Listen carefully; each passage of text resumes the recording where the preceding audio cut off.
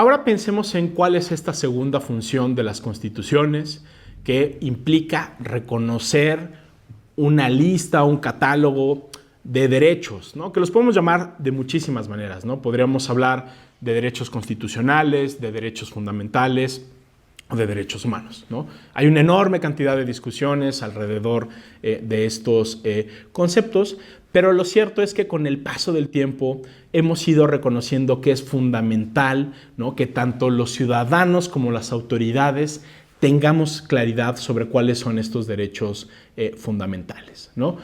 En el corazón de los derechos fundamentales hay una idea de vida digna. ¿Cuáles son los derechos fundamentales? Aquellos que son indispensables para que tú, para que yo, para que nosotros podamos tener una vida en libertad, con capacidades que nos permita realizar nuestros proyectos de vida, ¿no? En ese sentido, ¿no?, durante mucho tiempo y todavía seguimos considerando que lo que hace diferente a estos derechos fundamentales, a estos derechos humanos, es que son inherentes a nosotros como personas, ¿no? Son derechos que nos igualan en el sentido de que todos los tenemos por el simple hecho de ser personas, ¿no? Incluso algunos dirían que se trata de derechos universales, es decir, que tienen que ser aplicados de manera independiente al contexto en el cual nos encontremos. Pero más allá de estas discusiones, lo cierto es que si hacemos un repaso, ¿no?, digamos, a lo largo de la historia, lo que vamos a encontrar es que este catálogo de derechos fundamentales ha cambiado muchísimo con el paso del tiempo, ¿no? Es por esto que algunos autores hablan, para describir de alguna manera el proceso histórico de evolución de los derechos, de distintas generaciones de derechos fundamentales o de derechos humanos. La primera generación de derechos fundamentales o humanos se les suele denominar como derechos civiles o políticos, ¿no? ¿Cuáles son los derechos civiles o políticos? Bueno, pues en primera instancia el derecho a la vida, ¿no? A lo largo de la historia hemos visto una enorme cantidad de abusos, sobre todo por parte del Estado hacia los ciudadanos y hacia las personas. Entonces, uno de los primeros derechos que se protegen por las constituciones modernas es precisamente el derecho a la vida, ¿no? El derecho a la libertad de expresión, que hoy en día es fundamental en cualquier democracia, que nos permite decir y expresar lo que pensemos, que nos permite realizarnos como personas, que nos permite criticar a las autoridades, es otro, sin duda, de los derechos fundamentales de primera generación. El derecho al debido proceso, ¿no?, que es importantísimo y que en México es quizá uno de los grandes pendientes, también es importante, ¿no? Es cierto que cuando una persona comete algún tipo de delito, cuando viola la ley y en consecuencia cuando se le tiene que sancionar, lo que queremos es garantizarle un procedimiento que nos permita llegar a la verdad, que le permita a la persona que está siendo acusada conocer de qué se le acusa, que se le permita defenderse y que finalmente tenga una sentencia o una resolución que de alguna manera haga justicia en el caso concreto. El otro, digamos, gran conjunto de derechos de primera generación son los derechos políticos, ¿no? De nueva cuenta, ¿no?, si pensamos que una constitución democrática tiene como elemento fundamental el que todos participemos, ¿no?, en la elaboración de estas leyes a través de nuestros representantes, pues tenemos que crear un mecanismo que permita, ¿no?, que esta representación, ¿no?, por parte de los legisladores y por parte del Ejecutivo realmente sea efectiva y responda a nuestras necesidades.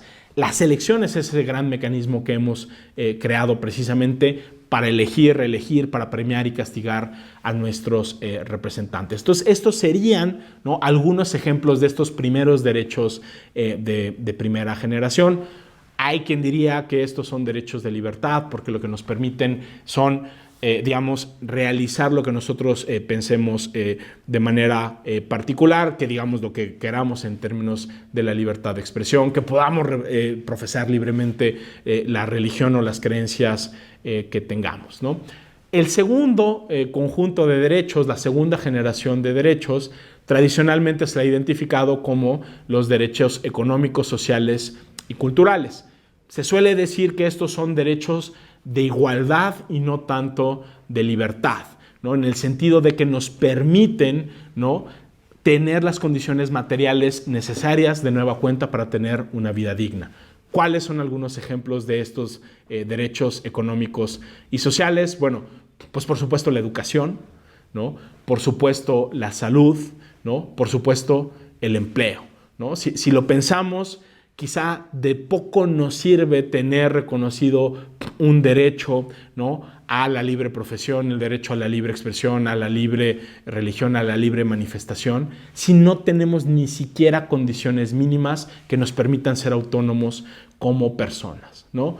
El derecho a la alimentación, el derecho a la salud, el derecho a la educación, de alguna manera nos dan esas condiciones materiales para que podamos desarrollar de manera real y efectiva los proyectos de vida que libremente definamos. Y por último tenemos una tercera generación de derechos, ¿no?, que de alguna manera podríamos denominar los nuevos derechos, ¿no? Por ejemplo, el derecho a vivir en un medio ambiente sano, ¿no? El derecho, por ejemplo, de los pueblos y de las comunidades indígenas a mantener sus formas y sus organizaciones internas. E incluso habría quien dice que los nuevos derechos digitales, el derecho, por ejemplo, a acceder a las tecnologías como Internet, el derecho a la protección de nuestros datos privados, entrarían dentro de este gran conjunto, ¿no? Lo que es importante es tener presente que esta evolución histórica de los derechos, estas distintas generaciones, a final de cuentas lo que reflejan es el producto de luchas concretas, ¿no? Pensemos nada más, por ejemplo, en México, todo lo que costó reconocerle el derecho a voto y a la igualdad a las mujeres. Sin duda fue una lucha histórica, ¿no?, donde muchísimas personas, de manera particular mujeres, tuvieron que luchar por ese reconocimiento. Lo mismo pasa, por ejemplo, con los derechos laborales, el derecho a una jornada máximo de trabajo, el derecho a la huelga, el derecho a la sindicalización. A final de cuentas son conquistas sociales. Entonces, los derechos que hoy en día tenemos son producto de las luchas que en el pasado hemos librado, y los derechos que tengamos mañana, sean cualquiera que sean estos, van a ser producto de las luchas que estemos librando hoy, ¿no? Por eso es muy justo decir que los derechos fundamentales, los derechos constitucionales, los derechos humanos terminan siendo conquistas de la sociedad y de la ciudadanía.